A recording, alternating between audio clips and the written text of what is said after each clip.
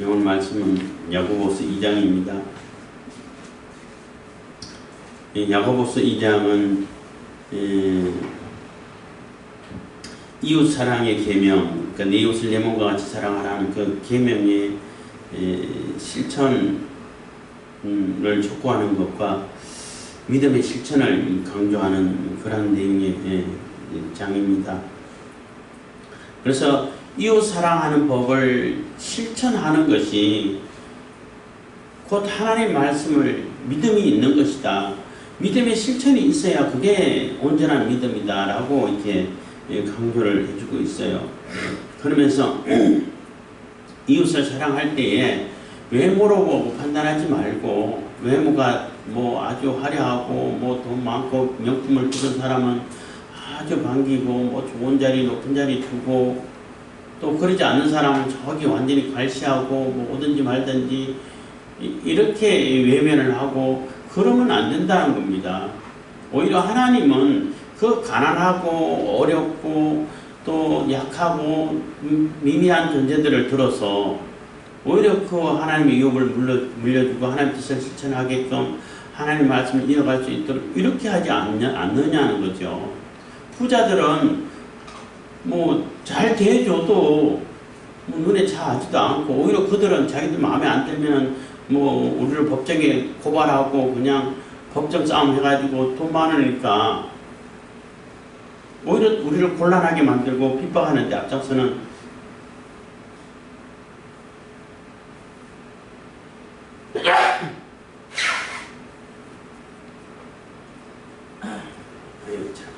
곤란한 그러한 사람들이 쉽게 된다는 거예요. 그러니까 외모로 판단하면은 아무것도 아니고 그 심령을 보고 그 중심을 보고 그 마음을 보고 판단하고 그 중심을 우리가 이해할 수 있어야 되는 것이고, 그리고 이제 상대방을 배려할 줄 알아야 되는 것이고, 또 그 의도가 어떠한지를, 또 그 마음이 어떠한지를 보고 사람은 똑같이 여겨야지. 뭐 부한 자나 가난한 자나 똑같은 존엄을 가지고 있고 똑같은 인권을 가지고 있고 똑같은 가치를 가지고 있는 것이지, 뭐 돈이 많고 권세가 있고 권력이 있고 명예가 있는 이런 사람은 아주 뭐 극진히 대하고, 그러지 않는 사람은 뭐 함부로 대하고 이래서는 안 된다는 것입니다. 그것처럼 믿음이 있다 그러면은 믿음의 실천이 있어야 되지, 믿음이 있다고 말만 해가지고 그 믿음이 아니라는 거예요. 야고보서를 지푸라기 복음이라고 했나? 하여튼 그런 표현 써가면서 아주 이렇게 그 야고보서를 좀 천시하는 경향들이 이제 신학자들 중에 있었는데, 왜 그러냐면 바울이 믿음으로 구원받는다고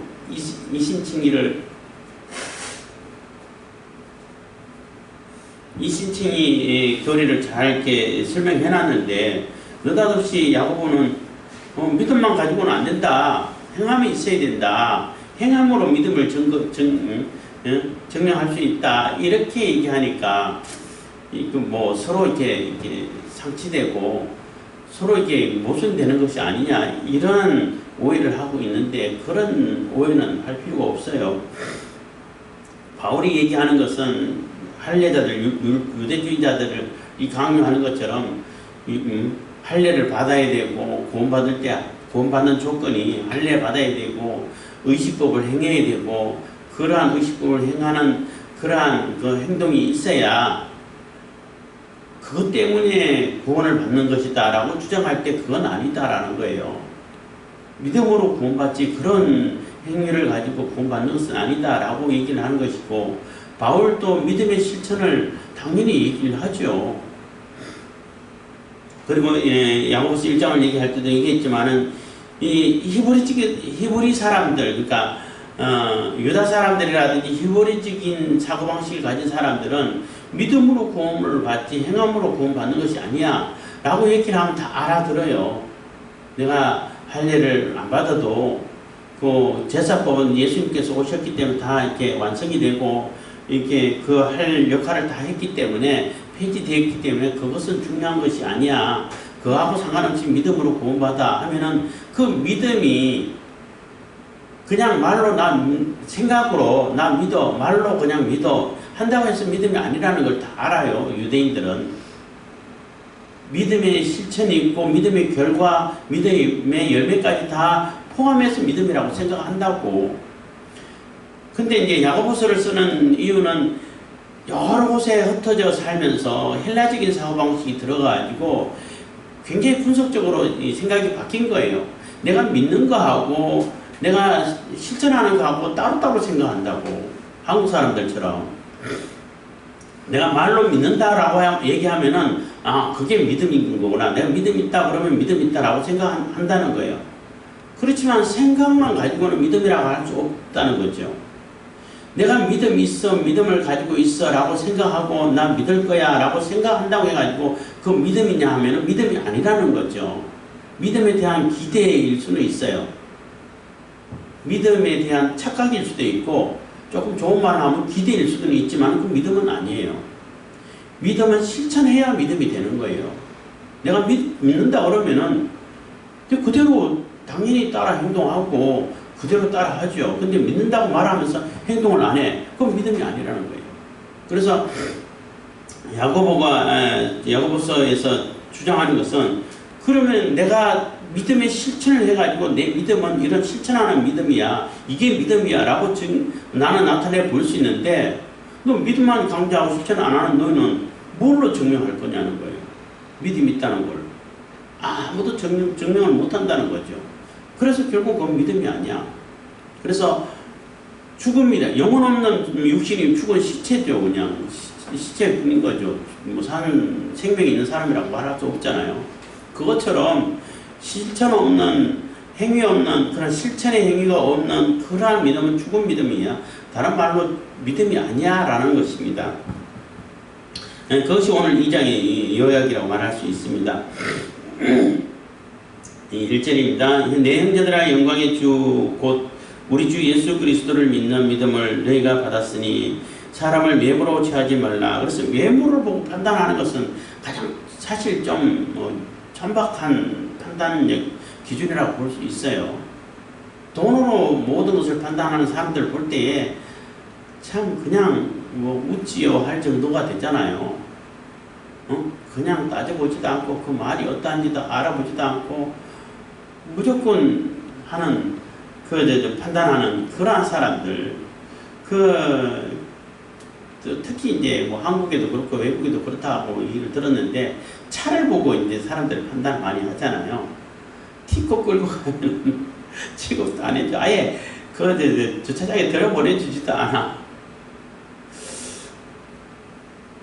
이희든 박사라고 이제 지금 돌아가셨는데 그 유명한 분이 계신데 그분이 한국에서 와가지고 이제 국회에 강의할 일이 있어서 강의하러 갔는데 그날따라 차가 없었는지 티코를 끌고 갔다는 거예요. 티코도 찬데야. 갔는데 그 소위 아저씨 안 들려보내준다는 거예요. 아니 내 여기 강의하러 왔다고. 그럴 리가 없다고. 내가 누군데 강의하러 왔다고. 그런 사람은 이런 티코 잘 안 건다고. 그러면 알아보라고 해가지고 알아보고 그랬더니 나중에 알아보고 이 박사님이 그런 차를 끌냐고 이런 에피소드가 있었다고 그러는데 그게 참 요즘 말로 하면 웃을 만한 슬픈 얘기가 되죠. 또 고급 외제차 타는 비싼 차 타는 그런 사람들 이제 누가 물어봤는데 이정훈 교수 강의에서 들었는데 이 승차감 때문에 타는 게 아니라는 거예요. 승차감 요즘 승차감 웬만한 차 다 좋죠. 한국 차도 승차감 좋은 차 많아요.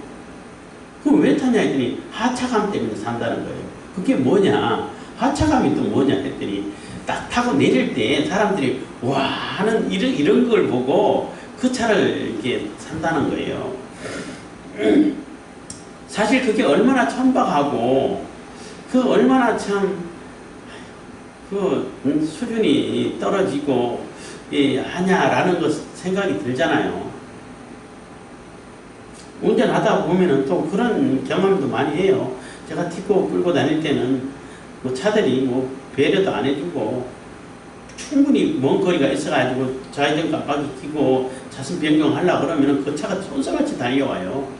굉장히 위험할 때가 몇 번 있어가지고 아예 차를 이제 보내고 이제 들어가고 이렇게 했는데 그 차가 좀 바뀌어가지고 그랜드 카니발 끌고 할 때는 좀 가까이 있어가지고 충분히 지나가겠다 싶어가지고 자주 깜빡했는데도 그 차가 안 지나가. 처음에 할 때 왜 안 지나가지? 이렇게 생각했어요. 빨리 지나가고 들어가야 되는데 안 지나가고 계속 기다리는 그런 경우들이 있었어요. 그래서 내가 들어가면서 차가 바뀌었구나. 차가 바뀌었구나. 이런 생각을 했는데 그것도 참 옳은 모습은 아니지요.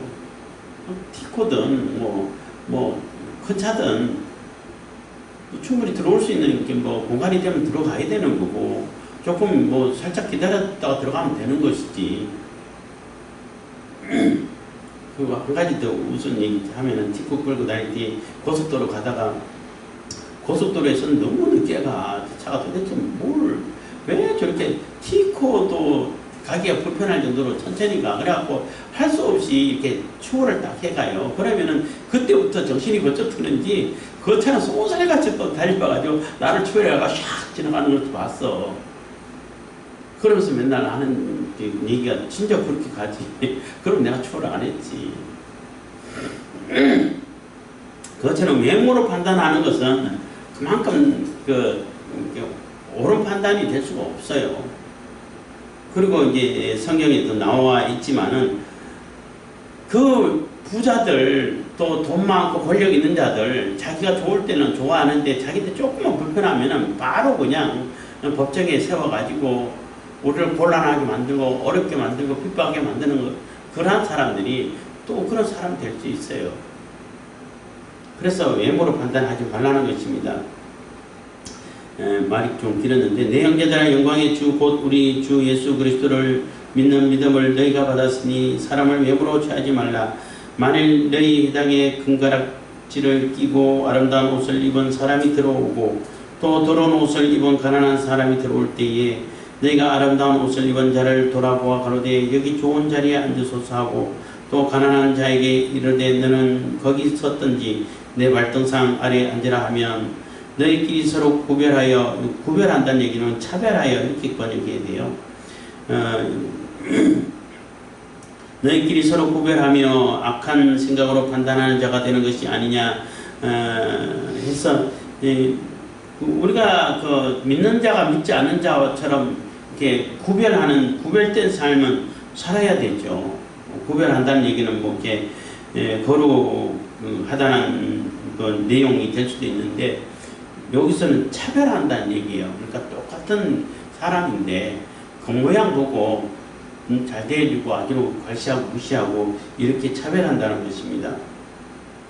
차별한다 그러면 또 차별금지법 해가지고 차별 금지하는 것이 좋은 거 아니냐? 그거 법으로 정할 수는 없죠.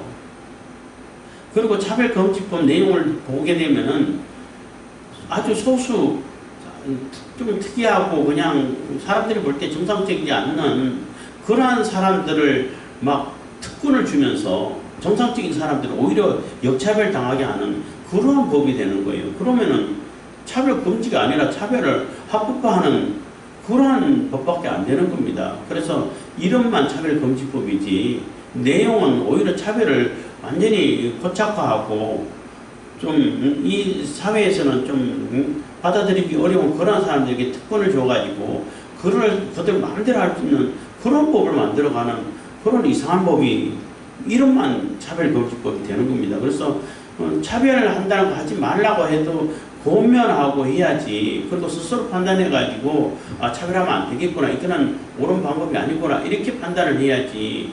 법으로 정해가지고 하지 말아라 하라. 그러면은 그 양심을 법으로 정하는 거나 마찬가지인데 그거 뭘로 기준으로 하겠냐는 거예요.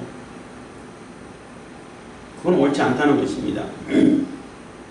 그래서 너희끼리 서로 차별하며 악한 생각으로 판단하는 자가 되는 것이 아니냐.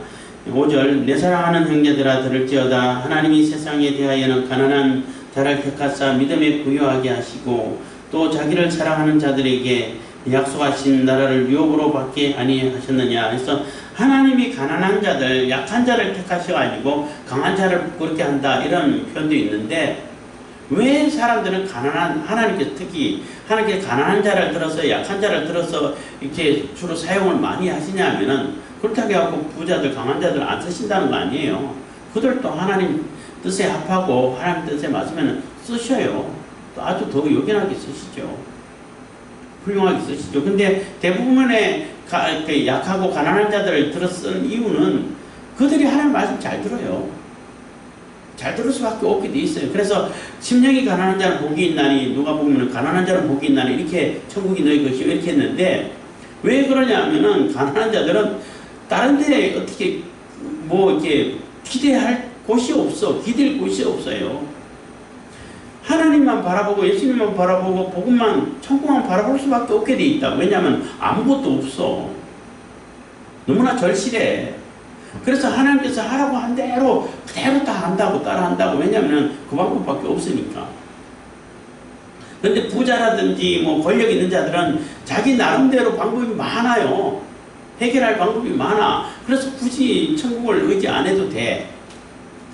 하나님 말 안 들어도 돼. 하나님 말씀 안 들어도 자기들은 나름대로 다 할 수 있다라고 생각하는 거예요. 착각해서. 그래서 하라고 한 대로 안 해.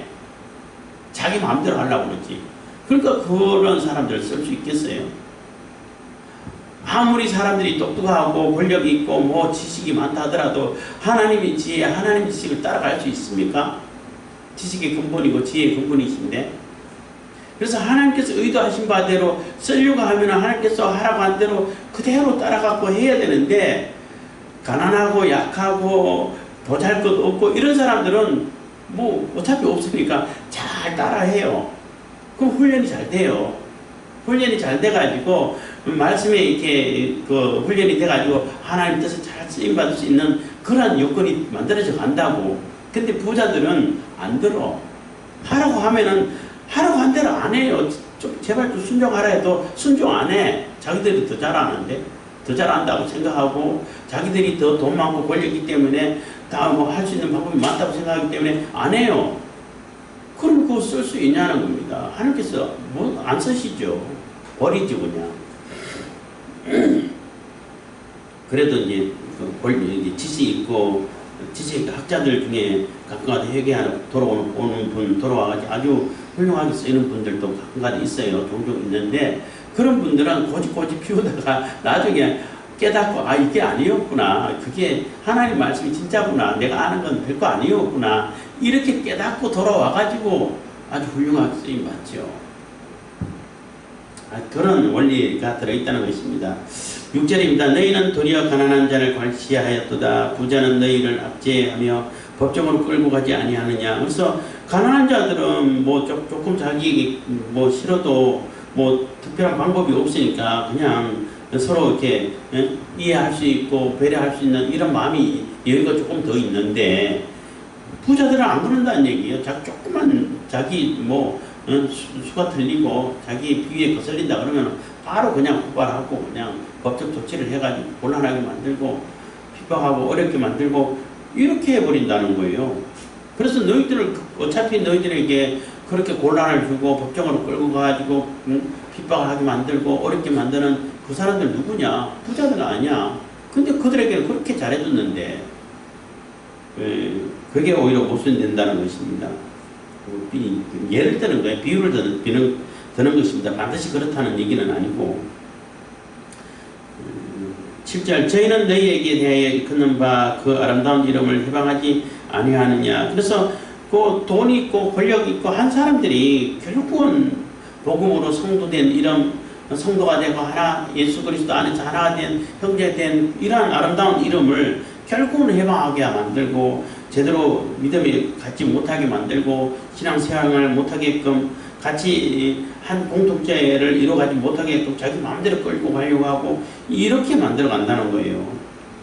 8절입니다. 너희가 만일 경례에 기록한 대로 내 이웃 사랑하기를 내 몸과 같이 하라 하신 최고한 법을 지키면 잘하는 것이거니와. 그래서 내 이웃을 내 몸과 같이 사랑하라 하는 그 최고의 법, 인간 관계에 있어서는 최고의 법이죠.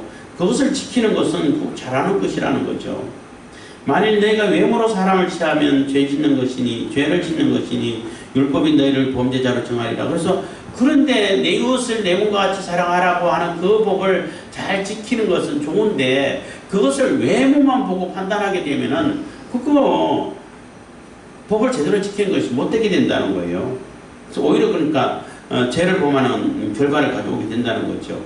10절 누구든지 온 율법을 지키다가 그 하나에 거치면 모두 범한 자가 되나니 간음하지 말라 하시니가 또한 살인하지 말라 하셨은즉 네가 비록 간음하지 아니하였어도 살인하면 율법을 범한 자가 되느니라. 그래서 누구든지 율법을 지키다가 그 하나에 거치면 모두 범한 자가 되나니 했는데 그렇죠. 율법을 지키면 다 지켜야 되는 거죠.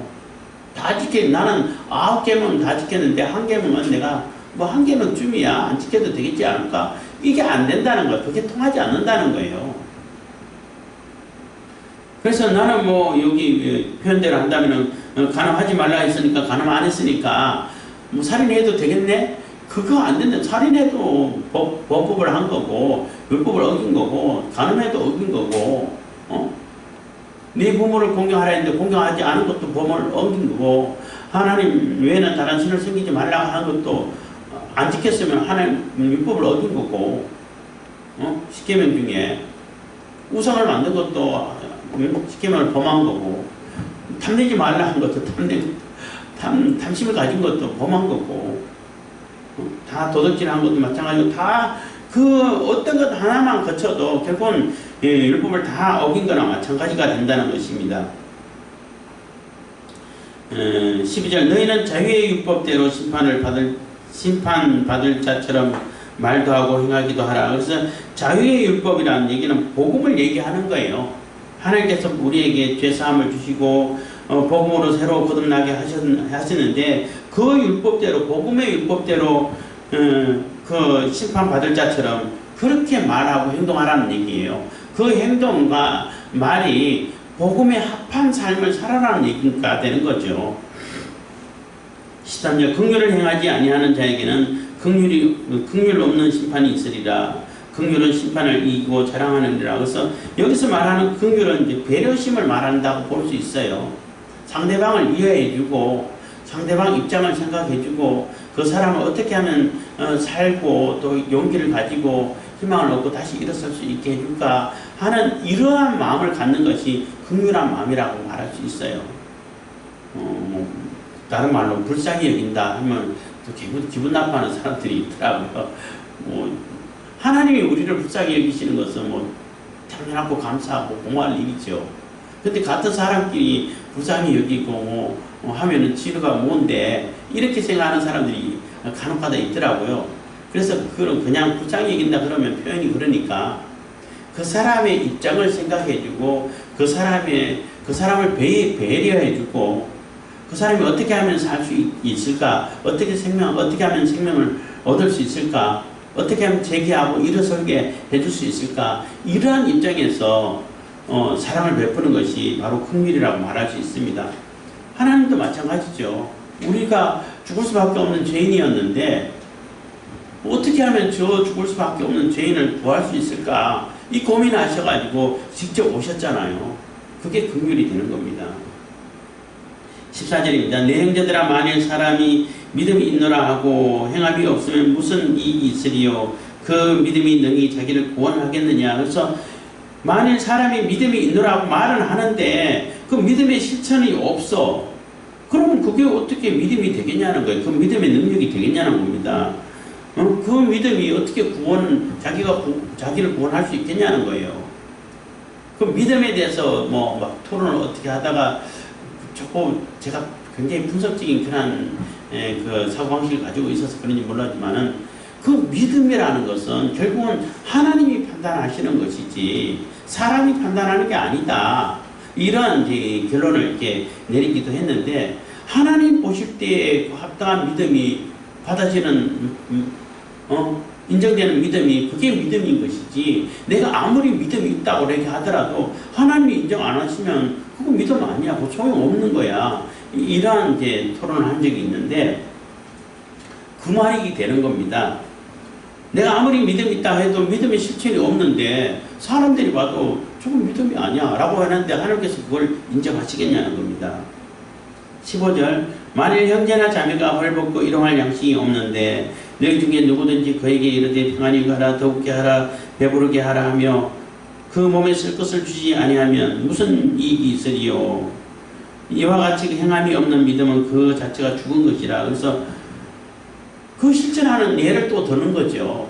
뭐 헐벗고 굶주리고 배고파가지고 와서 그냥 절절매고 또 어떻게 조금이라도 같이 이렇게 도움을 받기를 바라는데 나도 똑같이 헐벗고 굶주리고 뭐 없으면은 나도 없어서 어쩔 수 없습니다. 그건 어쩔 수 없지요. 나 먹을 거 있고 조금 여유가 있어요.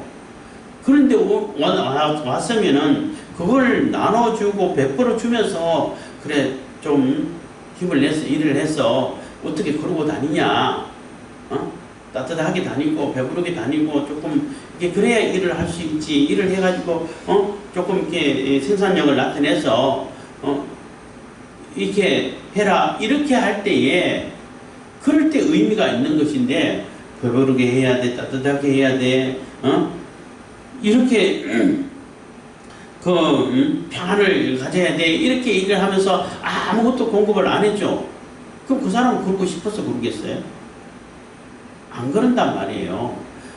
물론 이제 충분한 노동을 할 수 있는데 교회 이제 뭐 처음 이제 이전해 오고 교회를 열면은 그런 사람들이 많이 있죠. 충분히 일할 수 있는 나이도 되고 기능도 되고 하는데 일을 하기는 싫어. 교회 가면 무조건 돈을 줘. 그래서 교회 다니면서 다 얼마씩 달라고 구걸을 하고 다녀요. 그럴 때는 그 사람 줘야 돼, 말아야 돼요. 그래서 제가 그랬어요. 우리 교회는 돈을 주지 않습니다. 가서 식사는 같이 할 수 있습니다. 그때 코로나 전이기 때문에. 왜 돈 안 주냐는 거예요. 돈 주면 그게 그 마약과 같은 것이라 가지고 계속 이렇게 돈 주게 되면은 일 안 할 거냐, 일하지 않을 거 아니냐고, 일도 안 하고 계속 이렇게 구걸하면서 살 거 아니냐고. 그게 형제님을 돕는 거예요. 오히려 망치는 거예요. 망치는 거 아니겠습니까?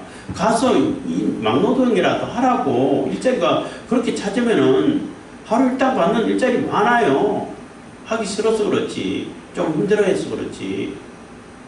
그렇게 해가지고 정당하게 살면 되지 않냐고. 오히려 베풀면서 할 수 있는 그러한 여건을 가지고 있는데 그거 싫어가지고 구걸하고 다녀.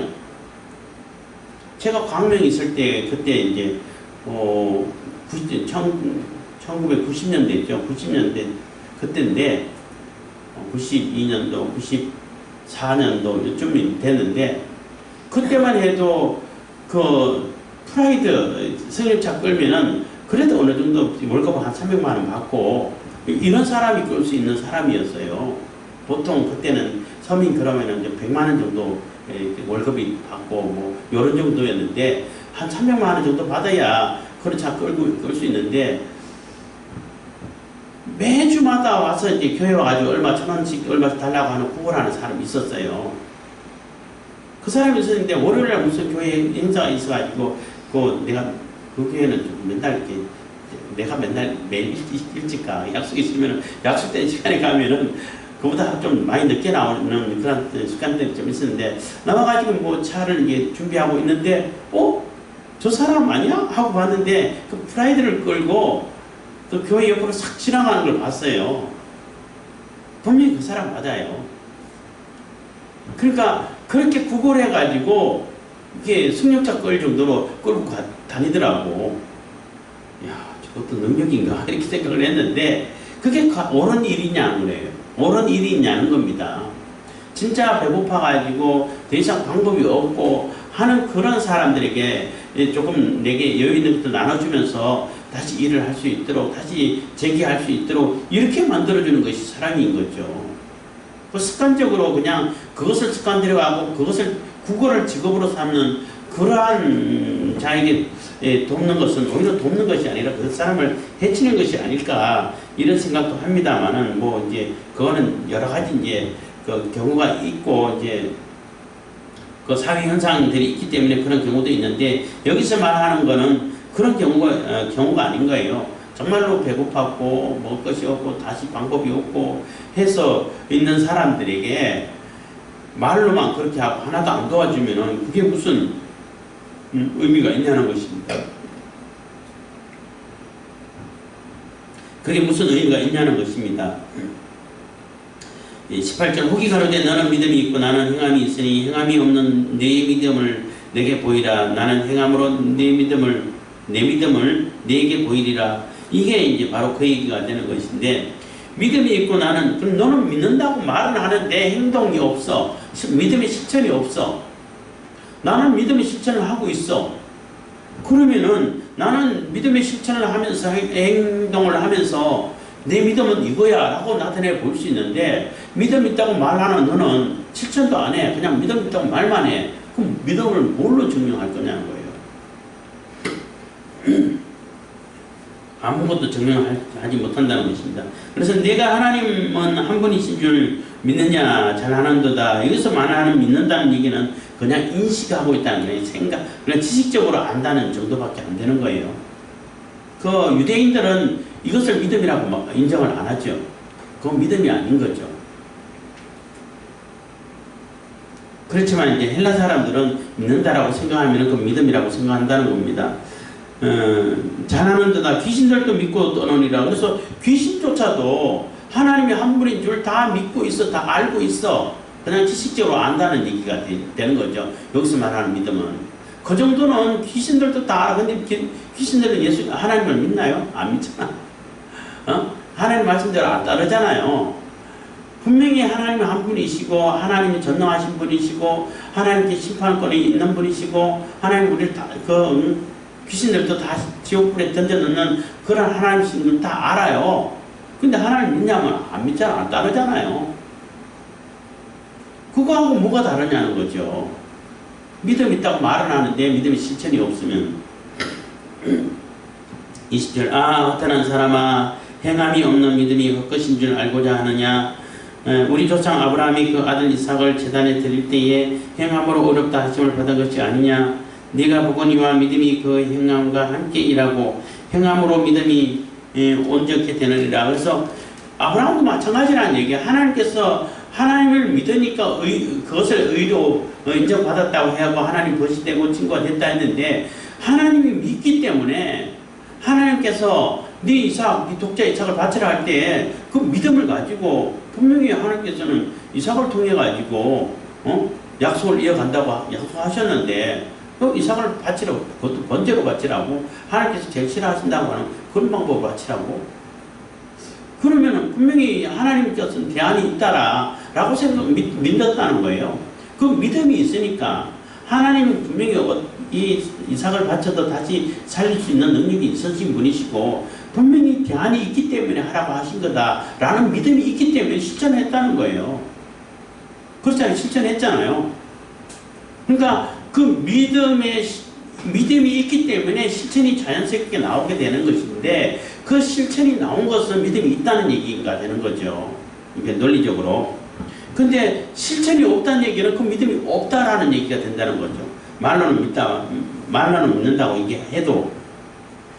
23절 이에 경에 이른바 아브라함이 하나님을 믿으니 이것을 의로 여기셨다는 말씀이 응하였고 그는 하나님의 보시라 칭함을 받았느니. 그래서 그 아브라함에게 하나님을 믿으니 하나님께서 의로 칭해 주셨다라고 하는 그 말씀이, 그 약속이 아브라함이 이삭을 드리는 그 행동을 실천을 함으로 인해 가지고 증명이 됐다는 얘기예요.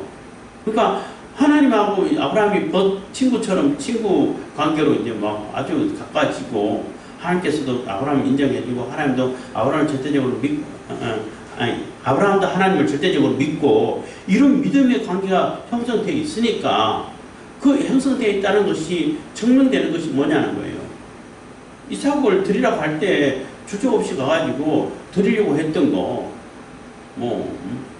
그래서 하나님이 제일 급하실 때가 아마 그때가 아닐까, 이게 넌센스 기도도 하고 했는데, 아브라함아 가만히 있어, 그만하면 돼, 이렇게 급하게 부르시기도 했는데, 그만큼 실천했다는 거예요. 실천함으로 인해 가지고 그 믿음으로 의로 칭함을 받았다는 것이 이게 증명이 됐다는 겁니다. 24절 이러보건대 사람이 행함으로 의롭다 하심을 받고 믿음으로만 아니니라 해서 그 믿는다고 말하는 것만 가지고는 절대 의로 칭함을 못 받는다는 얘기예요. 그건 믿음이 아니라는 얘기인 겁니다. 또 이와 같이 기생 라합이 사자를 접대하여 다른 길로 나가게 할 때에 행함으로 의롭다 하심을 받은 것이 아니냐. 그래서 기생 라합도 마찬가지라는 얘기예요. 나 하나님 믿고 너희들 믿는 하나님 상천하지에 하나님이신 줄 다 믿어. 하나님께서 행하신 거 듣고 굉장히 놀랬어. 그러고 끝냈으면은 그게 믿음이냐는 겁니다. 믿기 때문에 그 사자들을 정탐하러 온 그런 이스라엘 사람들을 숨겨주고 또 약속을 받고 했다는 거죠. 믿음이 있기 때문에.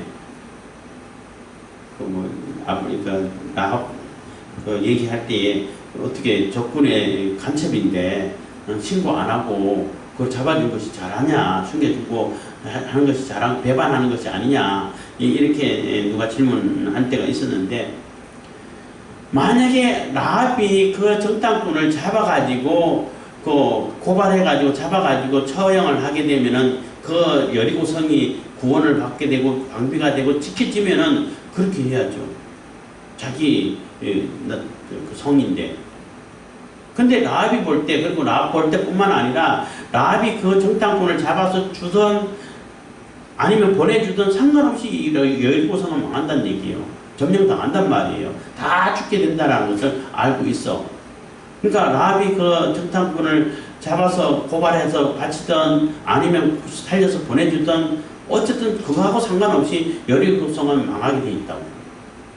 그럴 때 라합이 어떤 것이 라합이 지혜로운 판단이냐는 거죠. 어차피 이거는 내가 어떻게 하든 간에 이건 망해. 그러면 내 가족이라도 살아야 되는 거 아니냐고요. 그래서 감싸주고 지켜주고 보호해주고 그리고 약속을 받아가지고 그거 다 멸망하는 가운데서 나와 우리 가족이 구원받게 되는 것은 그건 지혜라고 볼 수 있는 거죠. 그래서 내가 이 사자들을 잡아가지고 고발해가지고 처형시키면은 우리 성이 우리나라가 지켜지고 보호가 되고 대항이 될 수 있고 이렇게 되면은 당연히 그렇게 잡아서 고발해야죠. 근데 내가 그것을 고발한다 하들 아무런 상관없이 결국은 다 망할 수밖에 없는 이미 망해버린 그러한 상황이라면은 내가 생명을 얻을 수 있는 방법을 다시 재기할 수 있는 방법을 찾는 것이 지혜가 되는 거죠. 갑자기 그 생각이 났어. 여기서 말하는 것도 마찬가지예요. 라합이 하나님이 상천하지에 하나님이시고 모든 것을 주관하시고 창조하시고 하나님께서 모든 것을 주관하신다는 이런 믿음이 있었기 때문에 그 믿음의 실천으로 그 정탐꾼들을 숨겨주고 보호해준 것이지, 그 믿음이 있다고 얘기하면서 나는 믿음이 있어. 그렇지만 너 보호하는 거는 상관없어. 고발하고 그랬으면 그 믿음이 인정되겠냐는 거예요. 그래서 영혼 없는 몸이 죽은 것 같이 행함이 없는 믿음도 죽은 것이니라 해서 믿음의 실천을 대단히 강조를 하고 있죠. 그 2장 전체가 앞에 있는 그 외모로 판단하지 말라는 것도 똑같은 믿음의 실천하고 관계된 거예요. 그래서 믿음이 있으면은 그 믿음의 실천이 당연히 따라오는 것이고, 이거는 당연한 것이에요. 구분되는 것이 아니라는 얘기예요. 당연한 것이고 그 믿음의 결과가 나타나는 것이, 이거는 아주 자연스러운 것이고 당연한 것인데, 사람들이 자꾸 헬라적인 사고방식이 들어가다 보니까 자꾸 이렇게 분석을 한다는 거, 분별을 한다는 얘기예요. 내가 믿는다는 거 믿음 따르고 행동하는 거 따르고 그 결과가 따르고 열매가 따르고 이렇게 따로따로 다 생각하다 보니까 이상한 행동이 나온다는 거예요. 믿는다고 말은 하는데 그 믿음의 삶이 없어. 믿음의 행동이 하나도 없어. 그럼 어떻게 믿음이라고 말할 수 있냐는 겁니다. 그래서 그 흩어진 유대인들에게 이게 전하는 메시지가 되는 것이 야고보가 되는데, 그 흩어진 그 유대인들이 유대 안에서 살았으면 유대적인 사고방식에서 했으면 바울의 얘기만 들어도 믿음으로 구원받지, 그럼 그렇지 믿음으로 구원받지, 이런 그 의식행위 그거 없어도 하나님께서 보내줘, 이게 다 되는데, 한국 사람들처럼 굉장히 분석적인 이 사람들은 그렇게 얘기해 주면은 오해를 한다는 얘기예요. 그래서 믿는다고 하는 와가지고 믿고 뭐 예배당에 와가지고 예배 드린다고 앉아 있고 그러면 다 된다고 생각한다는 거예요. 그게 아니라는 겁니다. 그래서 우리 한국 교회가 교육이 잘못되고 교육에 조금 그 아쉬움이 있는 것은 그런 그 특성들을 잘 고려하지 못한 교육을 해서 그러지 않나 이런 생각도 해보게 돼요. 그래서 뭐 헬라적인 사고방식, 뭐 히브리적인 사고방식 이런 얘기 하면은 그러면은 헬라적인 사고방식은 전혀 필요 없냐? 그렇지는 또 않아요. 그 이단을 분별하고 구별할 때는 헬라적인 사고방식이 있어야 돼요. 유대적인 사고방식 갖고는 이단 구분을 잘 못해. 왜냐하면 뭐 다 그런 거 아니야. 이렇게 전체적으로 통합적으로 생각하다 보면은 잘 이해를 못하는데 그럴 때 헬라적인 사고방식이 필요한 거예요. 하나하나 세세하게 분별하게 보면은 이게 다른 거네. 이렇게 하면 안 되네. 이게 나타나는 겁니다. 그럴 때 쓰이는 것이지 믿음을 설명할 때 쓰이는 것은 아니라는 겁니다. 그래서 우리가 믿음이 있다 그러면은 그 믿음의 실천이 반드시 따라온다는 거예요. 이거는 동전의 양면처럼 같이 있는 것이지 떨어져 있는 게 아니라는 겁니다. 그래서 우리가 진정 하나님께서 기뻐하시고 하나님께서 받으시는 믿음을 가져야 되고 그 믿음을 실천하고 삶으로 나타나는 그 믿음이 행동으로 나타나는 그 믿음이 하나님께서 기뻐하시는 믿음인 것이지 말로만 그냥 인식적으로만 지식적으로만 믿음을 가진다고 해가지고 믿음이 아니라는 거예요. 그래서 우리가 온전한 믿음을 다 가질 수 있기를 바라겠습니다. 기도하겠습니다. 사랑해 주시니 감사합니다. 이 시간에도